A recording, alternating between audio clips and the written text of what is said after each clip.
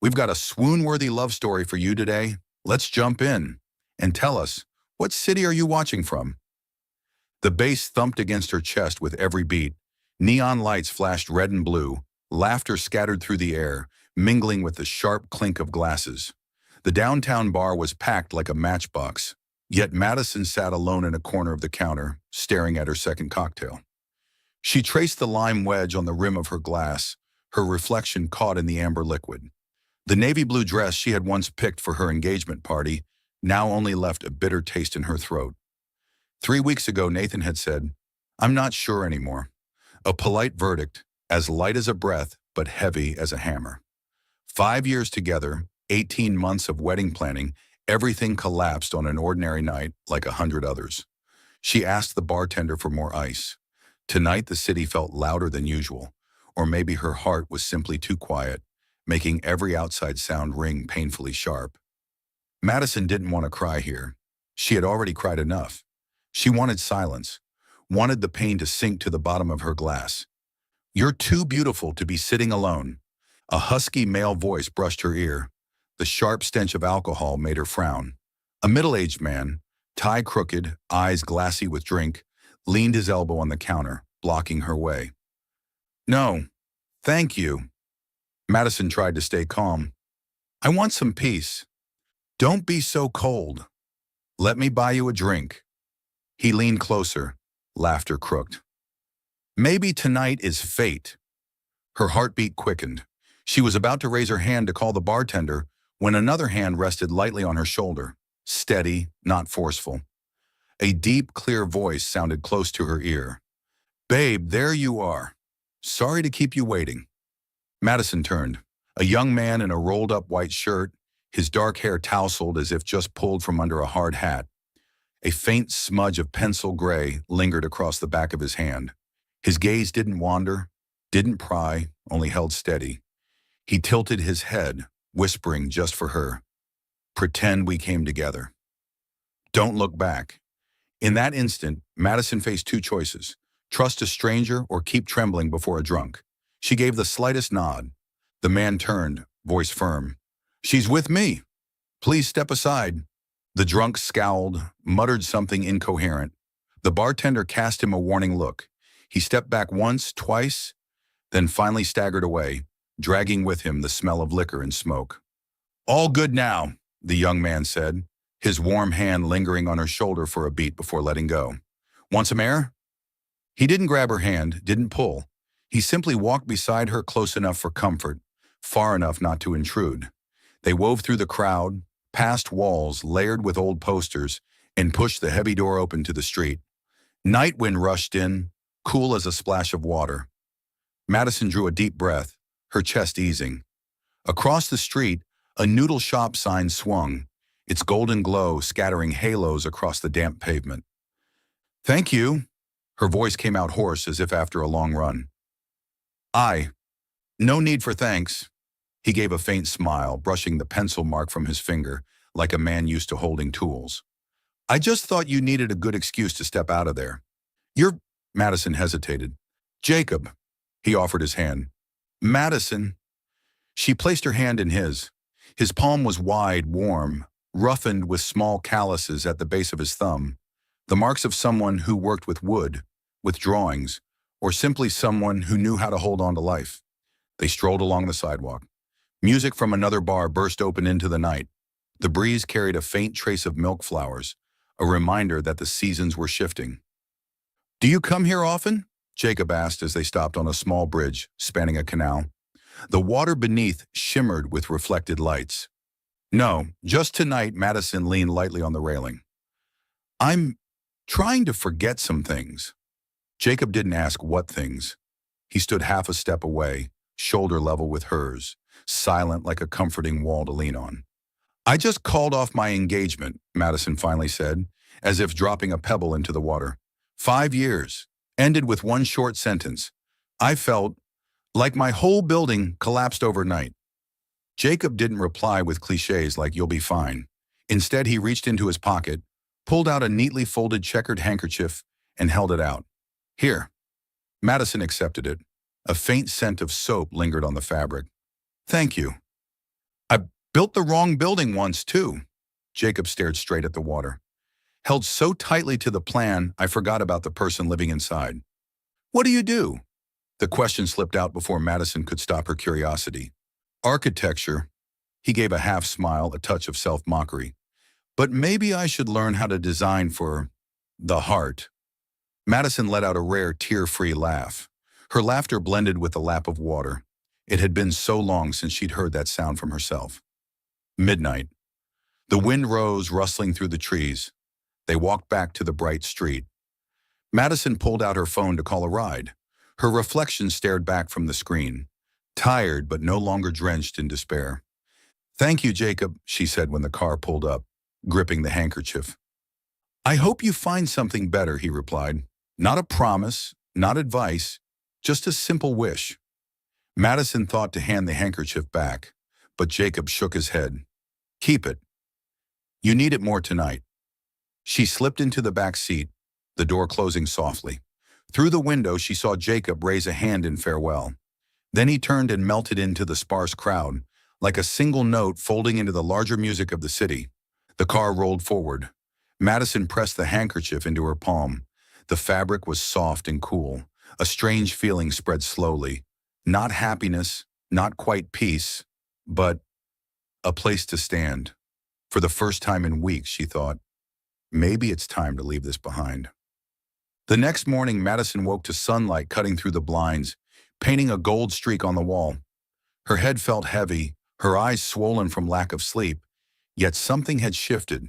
Beside her phone and a box of tissues lay a neatly folded checkered handkerchief. She didn't remember placing it there so carefully. In the bathroom mirror, Madison didn't look fine by the standards she had set 3 weeks ago. But now when she looked closer, she noticed that behind the dark circles was a gaze that wasn't completely empty. She washed her face, tied her hair back, tucked the handkerchief into the pocket of her white coat, and left for work. The hospital in the morning was like an overcrowded train station, people coming and going, alarms beeping, the steady voice of the intercom. Colleagues passed by, some with sympathetic glances, while others asked small questions. "Madison, are you okay?" "Yeah." She forced a thin smile. "Thanks." Work swept her along, checking blood pressure, prescribing meds, explaining treatment plans. Her body moved on autopilot, while her mind hovered outside, observing herself. Every time her fingers brushed the handkerchief in her pocket, her breathing steadied a little. At noon, she washed her hands in the break room. The door swung open. A familiar face hit her gut like a punch. "Madison," Nathan said, his deep voice once the sound of safety. Today it clamped around her neck like a lock. She straightened. "What are you doing here?" "I wanted to talk." He closed the door and stepped closer. Gray suit, moss green tie, that cologne she knew too well. Everything was too perfectly in place, and somehow that perfection felt unbearably fake. "I've been thinking." "I panicked, with the work and responsibilities. But without you, I realized." Madison stayed silent, drying her hands. In her mind was last night, the pounding bass, the flashing lights, a steady hand on her shoulder, and a whisper, "Pretend." She drew a deep breath. "You said I'm not sure anymore," she reminded him, each word landing like a rivet. "And now?" "I'm sure," Nathan rushed on. "We've built almost everything. House, wedding plans, both families involved. You know I can provide you with a stable future and the life you deserve. Enough!" Madison cut him off. Her voice wasn't loud but sharp as a blade's edge. Out in the hall, someone stopped walking. Nathan frowned. "You're angry." "I get it, but the man who's good for you is me, not anyone," Madison said. "I don't need a future like a service package with terms and conditions. I need someone to walk with me, not manage me." "You've misunderstood." Nathan lowered his voice, tried a salesman's smile. "Come back to me, Madison. Withdraw your resignation. Don't be reckless." "The word reckless," she repeated, feeling heat rise to her throat. "You call choosing my own life reckless?" Nathan sighed, reaching out as if to grip her elbow. "I just don't want you to struggle." You weren't born to. Madison stepped back, dodging his hand. The handkerchief brushed her skin. A silent current ran through her. She met his eyes. I'm leaving, she said. Leaving this city. Nathan blinked. Where? You don't need to know. He opened his mouth, closed it, then opened it again. All that came out was a heavy breath. You'll regret it, he said softly, half threat, half plea. Maybe, Madison shrugged. But regretting my own choice is better than regretting living someone else's life. She walked past him and opened the door. The hallway suddenly felt wide. Someone stepped aside to let her through. That afternoon, Madison signed off early. The apartment greeted her with the stale scent of dried flowers and books. She pulled a suitcase from under the bed and threw open the closet. The white dress for the engagement, the unused heels, sample invitations. One by one, they dropped into a cardboard box, like clearing out a house after a fire. She opened her laptop. The browser tab still glowed. Urgent, volunteer doctor program for a mountain town. She reread the description. Small clinic, lacking equipment, rough roads, low pay. But beneath it was the line that made her smile faintly. The greatest reward is the impact on human lives. She typed, my name is Madison Reed, internist. I'm available immediately with a term of up to 1 year, renewable if needed. Her finger hovered over enter. She glanced around her apartment. The frame photo turned face down, the unworn wedding dress, the stable plans like plaster already cracked before drying. She pressed to send. Almost at once, her phone buzzed. Mom. Madison hesitated, then answered. Sweetheart, I heard. Nathan showed up at the hospital. Did you two fight? Madison leaned her head against the wall, eyes closed. I'm sorry for making things hard on you, Mom. But I've made my decision. What decision? Her mother's voice dropped to a low tone. I'm volunteering. In a small town. Silence. Then, you'd leave a good hospital in the city? You'd give up? Your future? No, I'm choosing a different future. Madison spoke slowly, clearly. I'm tired of living to please people. I need to practice medicine in a way that feels true to me. Her mother sighed. I'm afraid you'll suffer. I'm afraid too, Madison chuckled softly. But I'm more afraid of not living my own life. Another pause. At last, her mother's voice came hoarse. Bring warm clothes. It's cold up there. Madison bit her lip. Yes. Night fell like a heavy curtain. Madison packed only essentials, easy wash clothes, a notebook, a 2B pencil, a flashlight, and a mini first aid kit. She placed the checkered handkerchief on top of it. Before closing the suitcase, she stopped. A thought darted through her mind. If I never come back here, would I regret it? She scanned the apartment, the barely used stove, the dusty shelves, the honey yellow light bulb that never felt warm enough. The answer was simple. No. She booked a night bus. Departure 11:45 p.m. Hill Station, Willow Creek. The name sounded like something from a children's book, but soft enough to loosen her heart. Willow is sad, resilient. Around 9, a knock came. Nathan. Madison peeked through the peephole, sighed, undid the chain, but kept the latch. I came to say goodbye, Nathan said, holding a small bouquet. I'm sorry I lost my temper earlier. Don't do anything extreme. There's no future for you up there. Go home, Nathan. I'm begging you. His voice dropped. You once said you wanted a home, children. I can give you that. It's not you giving it to me, Madison replied, each word like a pebble landing true. We build it together. I thought I wanted those things, but what I really wanted was the feeling of walking beside the right person. That isn't you. Nathan's grip tightened on the bouquet, the wrapping paper crackling. Because of who? That guy from the bar? Some stranger playing hero? Heat flared in her throat, but her voice stayed calm. Because of me. I choose me. She shut the latch. Outside, Nathan lingered, then left. The bouquet, jammed between the doorknob and wall, slid to the floor. Madison picked it up and set it outside. At the bus station, night wind whipped across tin roofs, carrying the sharp scent of coffee from a corner stall. A handful of passengers hugged their backpacks, eyes on the glowing timetable board. Madison pulled her suitcase along and found an empty seat. She opened her bag and smoothed the folds of the handkerchief. A message pinged. Willow Creek Volunteer Program. Welcome, Doctor. Madison Reed. We'll meet you at Hill Station, 6:10 a.m. Madison smiled to herself. The invisible wall between her and the world had shifted back another step. A man walked past with a long blueprint tube in his arms. For a moment, she thought she saw a gray smudge on a white shirt sleeve, a tall, lean frame, and tousled dark hair. Her head snapped up. Not him. Just some late-shift engineer. The city was vast, yet small enough that a memory could walk right by. She placed the handkerchief against her neck pillow, leaned back, and closed her eyes. For the first time in weeks, she slept. Truly slept. No dreams, no jolts awake. When the bus pulled out, the city lights streamed backward like fireflies stitched into a thread of gold. Madison opened her eyes just as they crossed a small bridge. The dark water below reflected the yellow glow, and she remembered the deep voice from last night. Pretend we came together.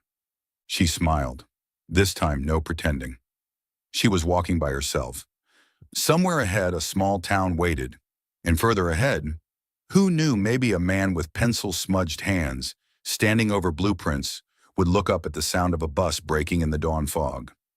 Madison pulled the handkerchief up over half her face, warming her breath. The night wrapped her in its rare kindness, and the bus, like an arrow, shot into the next chapter of her life. The bus shuddered, then came to a halt. Madison opened her eyes to a pale gray sky streaked with mist, draped across dark green mountain ridges. A rusted road sign read, "Welcome to Willow Creek, population 2,104. She inhaled deeply. No skyscrapers, no neon lights. Just a single paved road lined with a few small shops with faded signs, white painted wooden houses peeling at the edges, and hanging flower baskets swaying on porches. Everything looked as if time had forgotten it. A salt and pepper-haired woman stood waiting by the bus stop, holding a sign that read, Doctor. Madison Reed. Madison wheeled her suitcase over and shook her hand. I'm Mrs. Harris, the clinic coordinator. The woman introduced herself, her voice warm but urgent. Thank you for coming. We really need the help. The clinic stood on a low hill, its white paint yellowed, glass windows scratched, the red cross on its sign barely visible. Inside was a narrow hallway, 2 exam rooms, a small pharmacy, and a row of wooden chairs along the wall. The smell of disinfectant mixed with dampness. The blood pressure monitor was old, and the box of painkillers was only half full. A young nurse greeted her with a tired smile, dark circles under her eyes but a bright spark in her gaze. We don't have much, she said, but hopefully enough for you to start. Madison nodded, her chest tightening and lifting at once. The city hospital she came from had gleaming white walls, advanced machines, and everything at her fingertips. But here, every roll of gauze, every bottle of pills was precious as gold. Before she could even unpack, Madison was thrown into her first case. A boy of about 8 was carried in by his mother, his arms swollen from a bee sting. Madison examined him, gave him an antihistamine shot, and explained how to care for the wound. The mother clasped her hands with tears in her eyes. Thank you, doctor. Without you, I wouldn't have known what to do. That look of gratitude made Madison's heart lurch. Back in the city, she had saved critical patients, but rarely received such raw, immediate thanks. Here, her presence could mean the fragile line between fear and relief. In the afternoon, an old man hobbled in with a cane. Arthritis had left him in such pain that he couldn't sleep. Madison bent down, gently checked each joint, prescribed a simple course of medication, and then demonstrated physical therapy exercises. A young doctor, this patient, he chuckled, revealing broken teeth.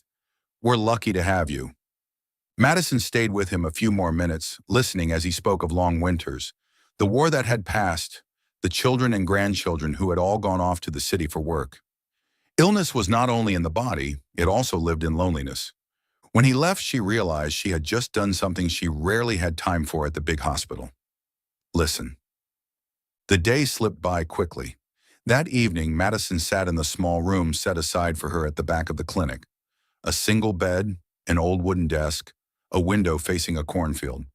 She opened her suitcase, pulled out the checkered handkerchief, and placed it on the desk. Her body was exhausted, but the emptiness that used to linger wasn't there anymore. In its place was a new kind of energy.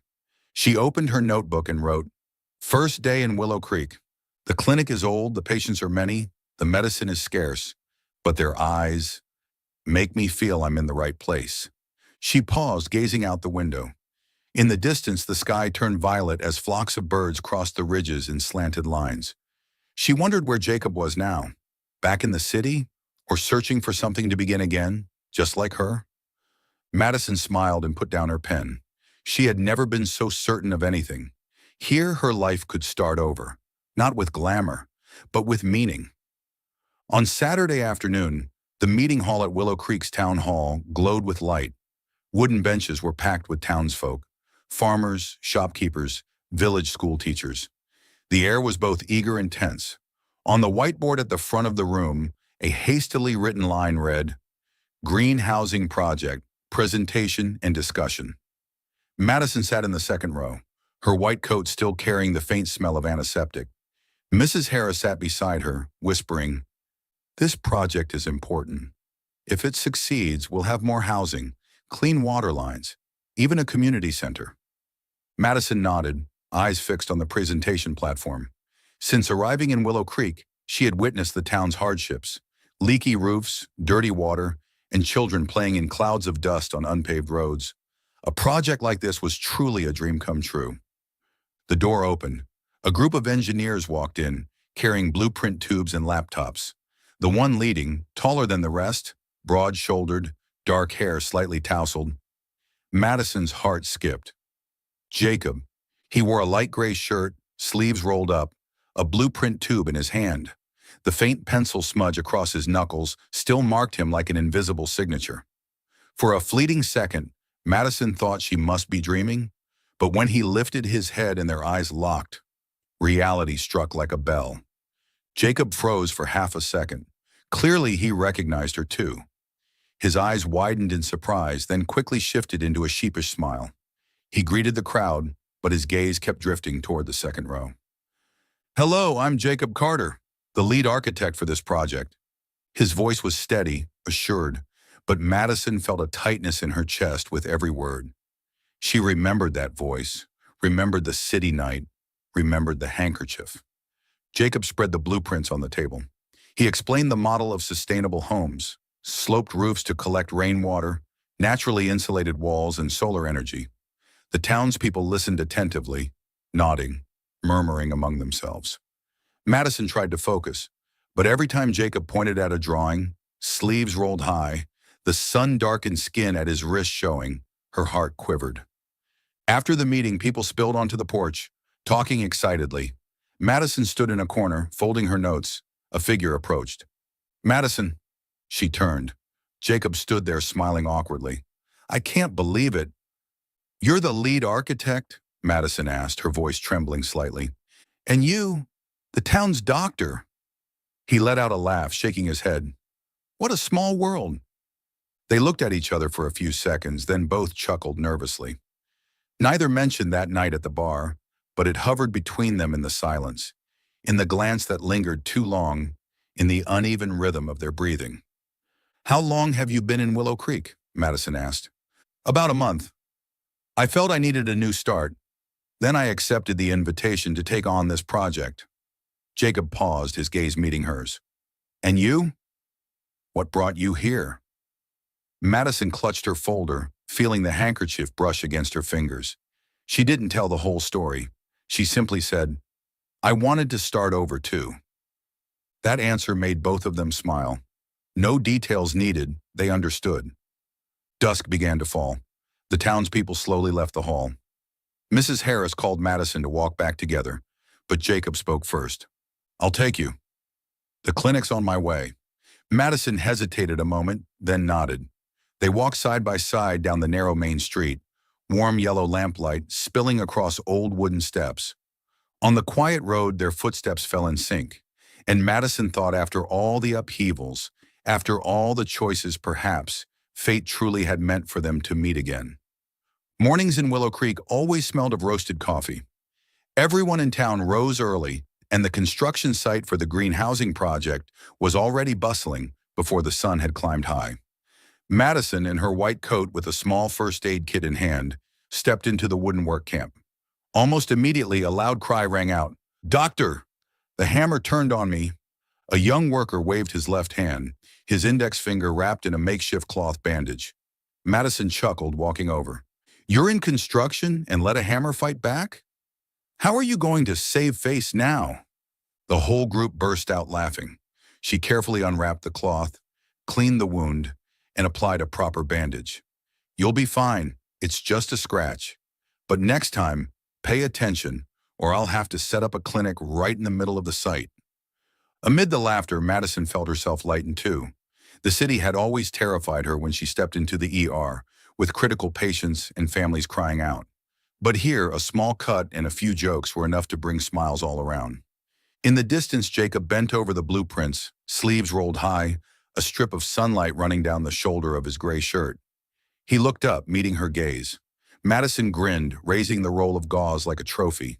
Jacob laughed and shook his head. That guy just got his finger and his pride patched up at the same time.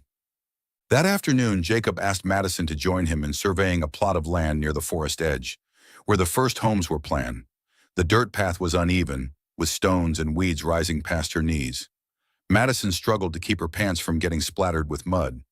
"There's no clear path here?" she asked, half breathless, trying not to slip. "Exactly why we're here."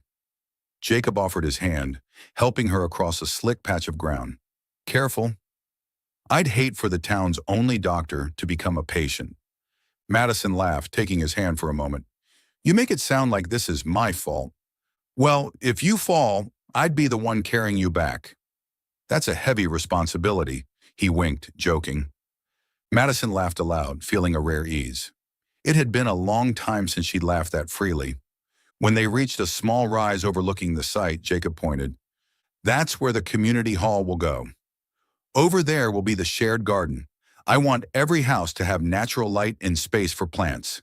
Each roof will have a rainwater collection system."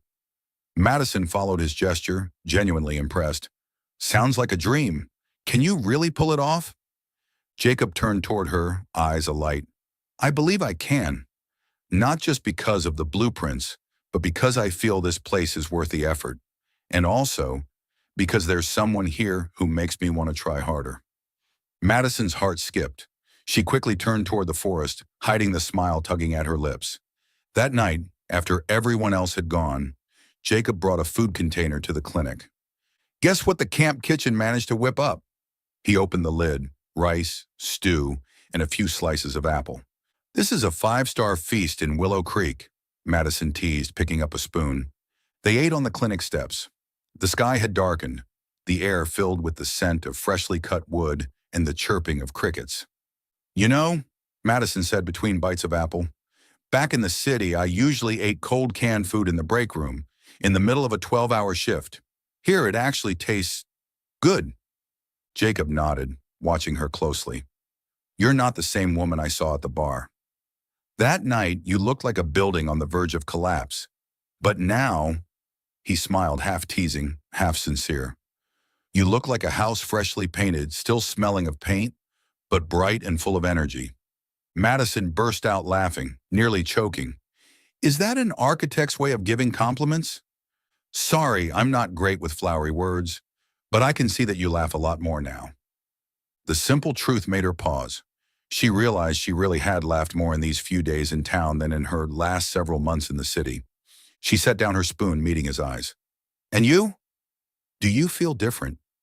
Jacob thought for a moment, then nodded. "Yeah.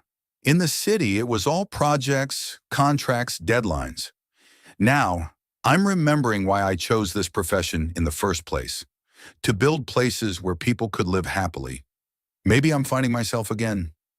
Their gazes met in silence, but this time it wasn't awkward. Just two people who had both stumbled before, now sitting together over a simple meal, slowly realizing they were beginning to heal. Late at night, Jacob stood, tidying the container. "I'll be on site early tomorrow. Make sure you rest. Willow Creek's workers need their doctor. And so do I. Madison laughed, folding her arms. Don't worry. I'll just charge double if you smash your hand with a hammer. Fair enough, he shrugged. But I figure the best cure is keeping my hands free, so I can keep bringing food over. She shook her head, giggling. As Jacob's silhouette disappeared into the trees, Madison was still smiling. But inside, that smile mixed with something else. Warmth, peace, and hope. She touched the pocket of her coat. The checkered handkerchief was still there. This time, Madison didn't need it for tears. She kept it as a reminder that life could begin again in the simplest of moments, a small wound, a sketch on blueprints, a modest shared dinner. The night air in Willow Creek was cool after a long, scorching day. Madison had just finished her shift at the clinic. She closed the door, leaned back against the worn wooden frame, and took a deep breath. Her shoulders were heavy, but her heart felt lighter than it ever had after the suffocating ER shifts in the city. On the porch, Jacob was waiting, holding 2 steaming paper cups of coffee. He smiled. You need caffeine, doctor. Read. Madison blinked in surprise, then chuckled as she accepted a cup. Thanks. I was afraid I'd fall asleep right on top of my paperwork. They sat on the clinic steps. The night was dark except for the moon and the glow of fireflies. Madison sipped her coffee, slightly bitter but warm, like the quiet care of a friend. After a few moments of silence, she found herself speaking. Jacob, I'm still afraid to trust someone again. He turned to her, his gaze softening. You know, she continued slowly, I built my entire life around one person. 5 years, every plan, every choice revolved around him. And then one day, with just one sentence, it all collapsed. I felt stupid, weak, and completely lost. She gave a bitter laugh, shaking her head. Now, whenever someone tries to get close, I just build walls. I'm happier here, but that fear, it hasn't left. Jacob set his cup down on the step, quiet for a few seconds before answering. You're not alone. Madison looked up. I lost someone too, Jacob said, his voice dropping into a tone edged with rare regret. She was someone I truly loved, but I buried myself in work. Blueprints, contracts, bids. I thought I was building a future for both of us. But in the end, all she saw was a cold house without me in it. He exhaled, eyes fixed on the dark stretch of fields. One day she left, and I realized I had built the entire blueprint of love wrong. Madison stayed quiet, her fingers tightening around the paper cup. There was no bitterness in his voice, just an honest admission. Do you regret it? She asked softly. Yes, Jacob nodded. But regret doesn't change anything. All I can do now is learn to live differently. Here, when I see you bandaging a child's hand or encouraging an old man with a smile, I remember that what matters isn't the walls of concrete, but the hearts inside them. Madison let out a small laugh. You really are an architect. Every metaphor comes back to houses. Jacob laughed too, easing the heaviness in the air. True. But this time, I hope I can learn how to build something that lasts. Their eyes met, lingering longer than usual.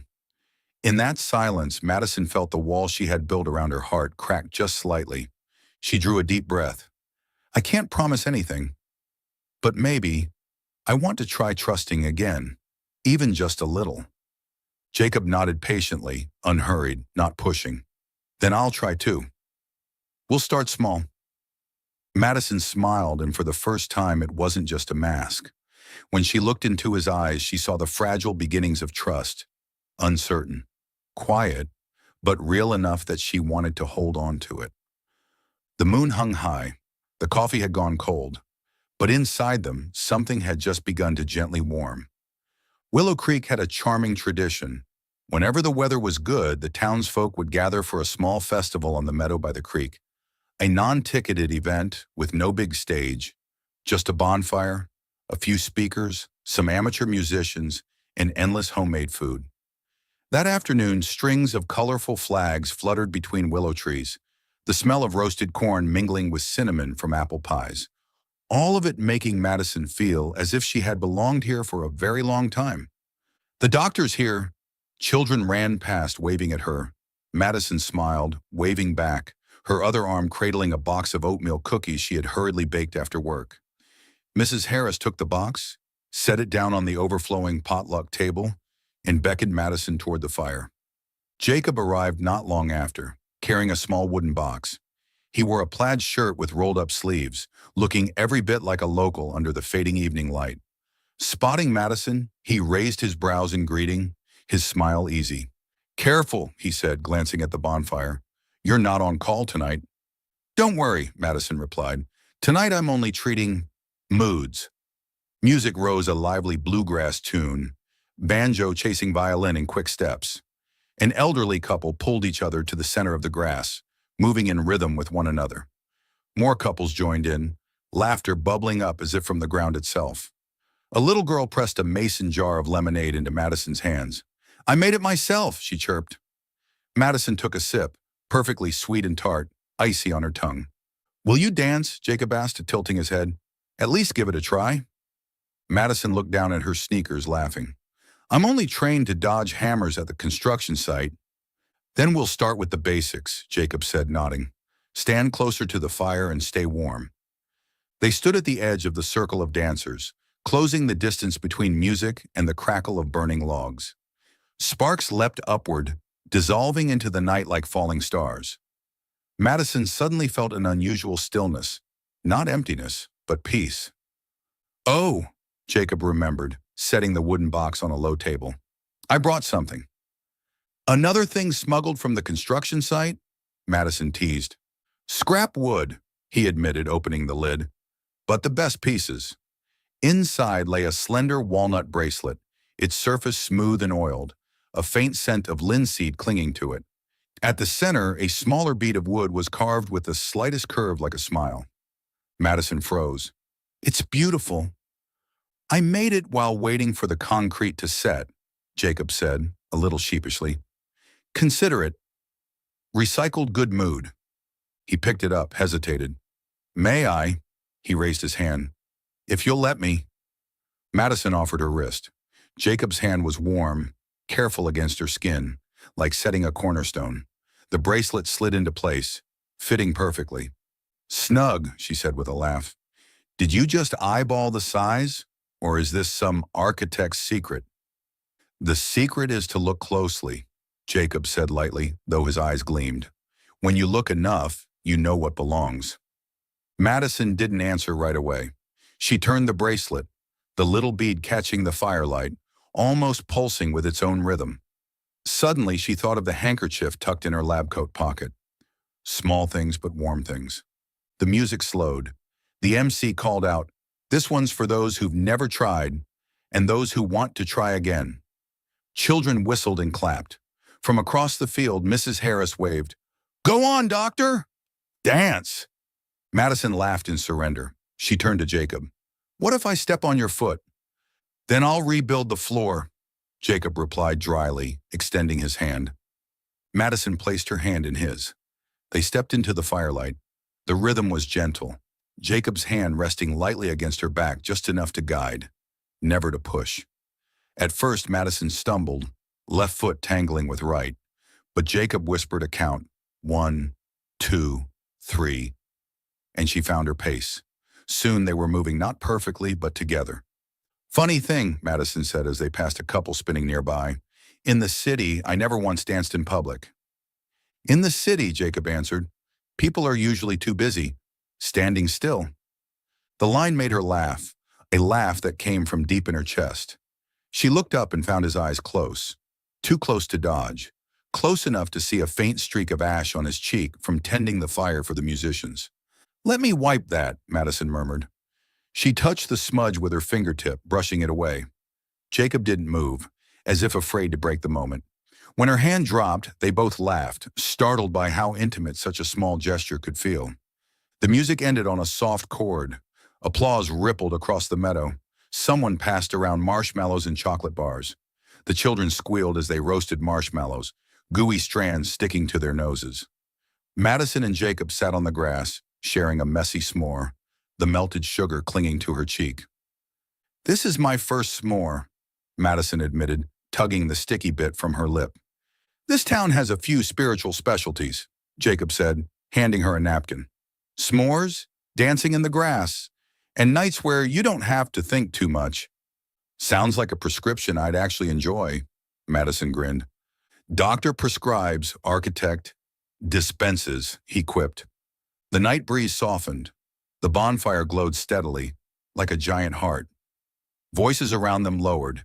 Instruments shifted into lullabies. Madison glanced at the wooden bracelet, then at the man beside her.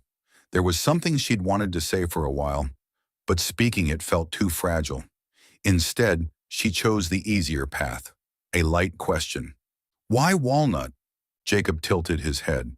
Because it's strong, and because when you oil it right, it keeps its beauty without needing much decoration. Like someone I just met, Madison blurted, then flushed. Jacob laughed but didn't tease. He turned facing her, fingers laced together, his words slow and careful. Madison, I'm not good at movie-perfect lines, but I like the way you've been smiling lately, and I want to stay near that right place longer if you'll let me. She held his gaze. Her old fear still hovered a short distance away, but between her and that fear was the bonfire, the bracelet, the children giggling with sticky marshmallows. For the first time, letting didn't feel frightening. It felt like opening a window and letting the breeze in. Madison nodded.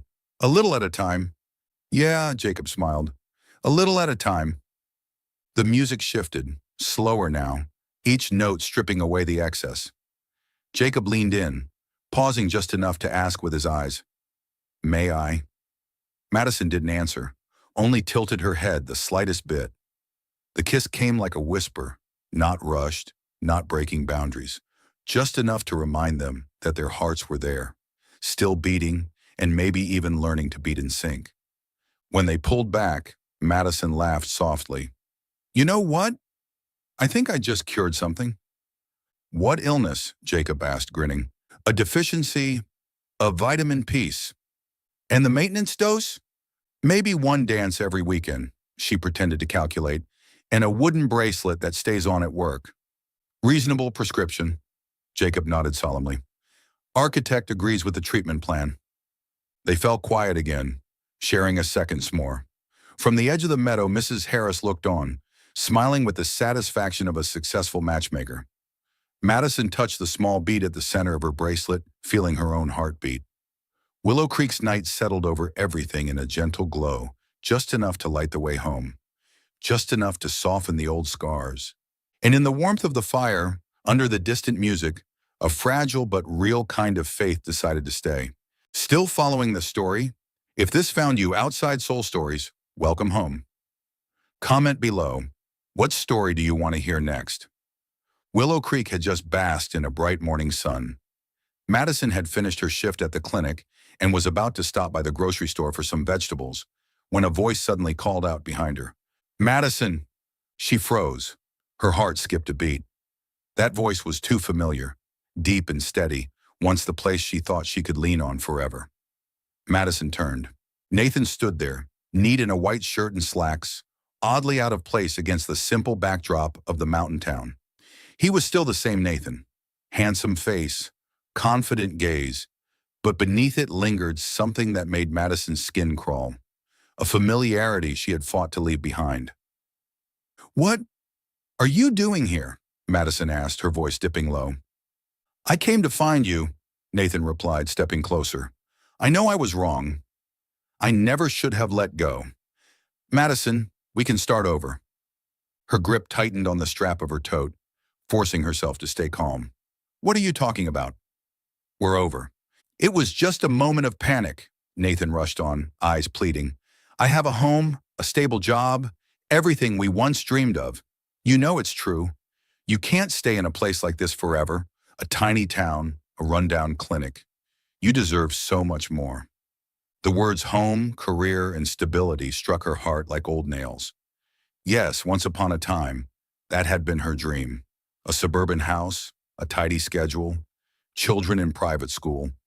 She had believed Nathan was her sure ticket there.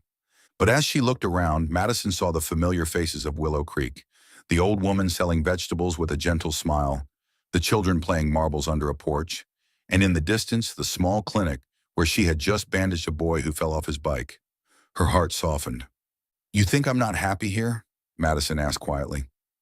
Nathan frowned, as if he couldn't believe his ears. "Happy? You deserve more than patching up scrapes and colds. You work so hard for your degree. In the city, you'd have a position, income, and even recognition. And with me, you'd have a safe future." The word safe hung heavy in the air. Madison thought of Jacob, his awkward smile as he gave her the wooden bracelet, the way he patiently counted steps so she wouldn't stumble in the dance. With Jacob, she wasn't promised a fancy house or a dream salary. What he gave her was something simpler, a present that felt real and the feeling of being seen, being heard. Madison's heart wavered. On one side stood Nathan, with everything familiar and secure. On the other hand, Jacob had a fragile but honest beginning. She didn't answer right away. Nathan's voice broke the silence, urgent. "Come with me, Madison. Come back. We can still rebuild everything. You don't have to pretend to be strong anymore." Madison bit her lip. Inside her chest, two conflicting rhythms pulled tight. She couldn't bring herself to say no, but she couldn't say yes either. And in that crossroads, she realized this wasn't only a choice between two men, it was a choice for her own life. In the days after Nathan's arrival, something unfamiliar lingered around Madison. At the clinic, she still smiled at patients, still wrapped small wounds, still wrote prescriptions. But Jacob noticed the difference right away. Before and after her shifts, Madison often stopped by the construction site, carrying lemonade or a few packs of cookies for the workers. She would stand with Jacob, listening as he explained the blueprints, teasing him about the pencil smudges that always stained his sleeves. Now she only offered a quick hello before heading straight back to the clinic, avoiding his eyes. Jacob didn't ask. He kept working, still guiding the crew. But now and then his gaze would drift unconsciously to her fading silhouette. The hollow ache tightened in his chest, but he swallowed it down. He had once lost someone because he didn't respect her pace. This time he swore he would never push. One afternoon, Madison passed the site. Jacob was crouched low, checking each brick. He looked up, meeting her eyes. For a fleeting second, Madison wanted to stop, wanted to speak. But memories of Nathan, of a stable house, and old promises came crashing back. She nodded, offered a thin smile, and walked on. Jacob's grip tightened around the brick until his fingers turned white. He didn't run after her. He let the distance stretch. That night, Madison tossed and turned on her small wooden bed. Outside the window, crickets chirped. Moonlight poured through the bars, but her eyes stayed wide open. Nathan had brought back a familiar feeling of stability, certainty, and safety. Jacob offered something new, warmth, but it was fragile. Why did her heart tremble so much when faced with the choice? Madison sat up and opened the drawer. Jacob's checkered handkerchief was still there, neatly folded. She pressed it to her face, the faint scent of clean fabric and the tenderness of that night at the bar rushing back. Tears welled up suddenly. She clutched the handkerchief tightly, whispering to herself, "Am I really that afraid of happiness? So afraid that I push it away?" There was no answer, only the sound of the wind brushing through the little town, carrying with it the turmoil of a heart still too scared to admit what it truly wanted. Tonight, Willow Creek's town hall glowed brighter than usual. Strings of yellow lights lined the wooden ceiling, and on the whiteboard at the front, chalk letters read, "Green Housing Project, Progress Update and Community Feedback." The wooden benches were filled with townsfolk, shopkeepers, teachers, workers' families, Mrs. Harris with her thick stack of notes. Madison sat in the third row, absent-mindedly turning the wooden bracelet on her wrist. Jacob's checkered handkerchief neatly folded in her coat pocket, a habit she had grown used to. At the front, Jacob pointed to blueprints pinned to cardboard. He spoke about clean water lines, sloped roofs for rain collection, and the plan to build the first model home the following week. His voice was steady, clear. Whenever he smiled, the murmurs in the crowd softened. The back door opened. A man stepped inside, crisp white shirt, dark tie, a gaze Madison knew too well, the kind that made her chest tighten. Nathan. He stood tall at the rear of the room, scanning the space as if he were measuring it. Mrs. Harris gave him a polite nod. inviting him to sit, but Nathan strode down the aisle instead, stopping at the very front row. When Jacob paused to take questions, Nathan raised his hand. "Excuse me," he said, his voice steady and polished, as if he were on a stage. "I'm not part of the project, but I have something important to say about the town's doctor." Heads turned. Madison froze. "Madison," Nathan's gaze locked on her, his smile a strange mix of apology and triumph. "I was wrong, but I came here to make it right. You don't belong here. You're a skilled internist. You could be working at a leading hospital. I've already spoken to some colleagues. There's a position waiting for you. Good pay, a home, a future that actually makes sense." The room wavered. Nathan's words were polite, but each syllable drilled at the fragile foundation Madison had been building. "You don't belong here," she heard the murmurs. Mrs. Harris frowned slightly. In the back row, the boy she had bandaged after his bike fall looked at her with confused eyes. Nathan pressed on. "I know you're doing well here, but life can't just be temporary. I came to take you back. Tonight. I've booked a hotel at the foot of the hill. We'll leave in the morning." Madison felt her scalp prickle, as if a cold wind had swept through. She stood slowly. "Nathan, this is a community meeting. You shouldn't." "The community will understand," he cut in, his voice soft but heavy. "Everyone wants what's best for you. Staying here is just a waste." The word waste dropped into the room like a stone. Madison looked around faces she knew by name, hands that had once offered her potatoes, peaches, simple thank yous. Her throat tightened. In that moment, the world spun. Two roads, two heartbeats. One was the safe map she once clung to. The other, an unpaved path, was glowing faintly beneath her first steps. Jacob hadn't moved since Nathan arrived. He didn't interrupt, didn't scowl. Only when he saw Madison gripping the edge of her bench until her knuckles turned white did he leave the podium, circling through the rows to her side. He didn't confront Nathan. He simply stood at an angle, offering a shoulder within reach. His lips leaned close to her ear, his voice so low only she could hear. "Pretend you're with me, but this time don't pretend." A spark caught on dry tinder. Madison remembered that city night. Smoke and bass, a warm hand on her shoulder, the words that had saved her from a drunk stranger. She remembered the bridge, lit by yellow lamps, and the handkerchief pressed into her palm without being asked. She remembered the dance by the bonfire, the wooden bracelet that fit perfectly. "Don't pretend anymore." The words swelled inside her chest. Madison drew in a breath and stepped forward. She turned to the community first, not Nathan. "I'm sorry for letting personal matters interrupt tonight," she said, her voice trembling once before it steadied. "I may not be the best doctor, but here I feel useful. I belong to the small checkups, to the hugs of an old woman freed from joint pain, to the laughter of children when their colds are gone. I belong to this work and to this place." She turned to Nathan. "Thank you for coming, but the answer is no. I'm not leaving." Nathan's eyes burned with disbelief. "You'll throw away your future for this half-baked project? For some nameless architect?" Madison shook her head, her body suddenly light. "No, because I choose myself." She paused, then added firmly, "And because I believe in him." She reached for Jacob's hand. He clasped it, warm and steady. The murmurs dissolved into a dense silence. Then, as if a string had been plucked, scattered applause began. Mrs. Harris clapped first. Others followed, their claps merging with Madison's exhale of relief. Nathan stood rigid for a second, then scoffed. "As you wish." "I tried." He turned sharply, striding out. The door shut behind him with a sound far too small. Madison's knees buckled before she could sit. Jacob caught her, his arm firm around her shoulders.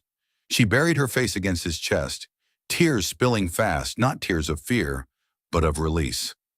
"I'm here," Jacob whispered, his hand rubbing gently, as if soothing a bruise long hidden.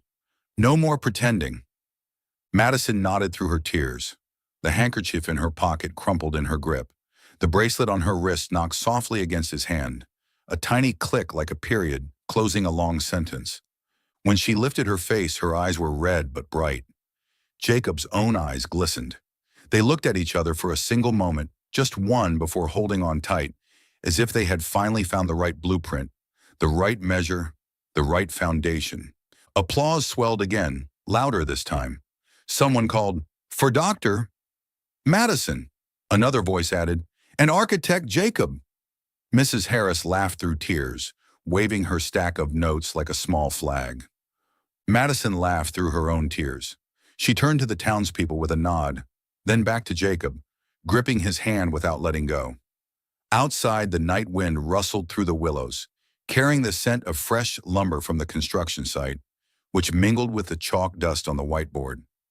Willow Creek's night wrapped around them not as a curtain dividing, but as a shared roof. They sat side by side. Jacob slid the blueprints over, his voice husky with emotion. "Shall we continue with the community hall plans?" Madison wiped her tears, laughing. "Let's. There are so many people waiting." She squeezed his hand once more, not pretending this time, but truly beginning. At the front of the room, the chalk words, "Green Housing Project," seemed to shine brighter. And in the shuffle of papers, the scrape of chairs, and the hum of voices, Madison's heart beat steady to a new rhythm, one of choice, of love, and of a home whose foundation had just been laid. Autumn swept through Willow Creek in the golden shades of willow leaves and the cheerful chirping of sparrows along the wooden fences. In the mornings, mist still covered the meadows when Madison arrived at the clinic. The old door still creaked, but inside everything felt different from the day she first came. The medicine cabinet neatly organized, the tables scrubbed clean, and children's drawings on the walls thanking Dr. Madison. The elderly man with arthritis now came for therapy regularly, his cane still in hand, but his smile was brighter. The boy who once fell off his bike now rushed in proudly to show off a healed scar. Madison wrote her notes while chatting, and in her heart a strange warmth bloomed. A simple joy, but one full of meaning. Outside, the sounds of hammers and saws echoed from the construction site. Jacob was busy finishing the first homes of the Green Housing Project. He walked between the newly painted houses, his shirt marked with smudges of white paint, looking both exhausted and radiant. The townspeople called him the town's architect, while the children followed him around, eager to see the tiny houses he sketched on scraps of paper.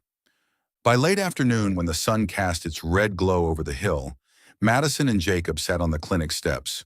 She poured tea while he spread out his blueprints. "The last apartment will be finished in 3 weeks," Jacob said, pointing to the diagram. "I think the town will truly change." "And so will the clinic," Madison smiled, handing him a cup. "We've come further than I ever imagined." He looked up at her. "Madison, have you thought about staying here for the long term?" The question lingered in the quiet air. Madison set her cup down, silent for a moment. She looked out at the meadow, where children chased each other in the sunset. "The city gave me stability, but here I found meaning. I don't know if I should call it staying or simply returning to myself." Jacob smiled, his gaze steady and deep. "Me too. All my life, I've built houses for others. But here, for the first time, I feel like I'm building a life. Not just for the town, but for us." Madison turned, caught his eyes, and nodded softly. Her smile was a quiet yes. A week later, they launched a new idea: weekend classes for children. Madison taught the children basic health, including how to wash their hands properly, treat small cuts, and eat well. Jacob turned scrapwood into model houses, teaching the children about green architecture, such as rain-catching roofs and sunlight-welcoming windows. "My house will have 5 windows to let in the light," one boy exclaimed. "And I'll build a hospital out of wood," a little girl chimed in. "So, doctor." "Madison won't get tired." Madison laughed so hard she nearly doubled over, her eyes shining. Jacob stood beside her, watching the scene, his heart brimming full. In their laughter, in those small hands proudly showing off their creations, he knew without a doubt they had chosen the right path. When class ended, Madison packed away her board, and Jacob gathered his sketches. They sat together beneath a willow tree. The evening darkened, fireflies glimmering softly around them. "I used to think happiness was a perfect plan," Madison said quietly. "A house, children, a stable job. But it turns out happiness feels more like today, A small town, a few children, and someone to share it with. Jacob took her hand and squeezed gently. We don't need a detailed blueprint. As long as the foundation is strong, the rest we'll design together. Madison smiled and leaned her head against his shoulder. In that moment, she had no more doubts. She had found the meaning of her life, and it was here in Willow Creek with Jacob. A year passed in the blink of an eye. Willow Creek was no longer the same. New houses stood tall, with sloping roofs tiled in green, and wide windows that poured in sunlight. Fresh water pipes wound through every lane. Children's laughter echoed from the playground beside the newly opened community hall, where a wooden sign read, "Our Home." The clinic, too, wore a new face. Whitewashed walls, gleaming windows, a small emergency room, and a stocked medicine cabinet. On the wall still hung a child's drawing, a brown-haired doctor with her hair tied back, standing beside a house with big bright windows. Madison looked at it every morning, and her heart always stirred. That morning, she and Jacob stood on the northern hill, overlooking the town. Mist still clung to the fields, the breeze tugging at her hair. The sun had just risen, painting streaks of orange and pink across the sky, reflected on the rows of new rooftops. Jacob wrapped an arm around her shoulders, leaned close, and whispered in his warm, steady voice, "Pretend you're walking with me." He paused, smiling softly. "But this time we really are." Madison turned, her eyes glimmering in the morning light. "That's right. No more pretending."